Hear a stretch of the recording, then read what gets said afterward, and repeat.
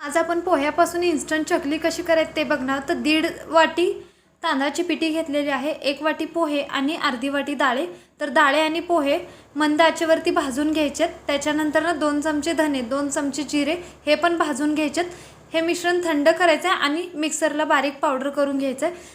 ज्या वाटीमध्ये आपण तांदळाची पिठी घेतली होती त्याच्यामध्ये हे मिश्रण टाकून चाळून घेतलेलं आहे. चवीपुरतं मीठ, 1 चमचा लाल तिखट, 1 चमचा ओवा आणि 2 चमचे तीळ टाकलेलं आहे. गरम तेलाचं मोहन टाकायचं 2 चमचे. थोडं थोडं कोमट पाणी ॲड करून घट्ट असा गोळा मळून घ्यायचा आहे. त्यानंतर ना चकलीच्या साच्यामध्ये घालायचं आहे आणि याची चकली पाडून घ्यायची. तर अशा प्रकारे चकली तयार करून घेऊया.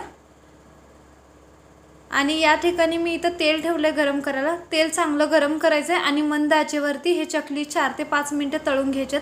तर झटपट अशी कुरकुरीत इन्स्टंट चकली तयार आहेत. याचा फुल व्हिडिओ तुम्हाला माझ्या चॅनलवरती मिळेल. धन्यवाद.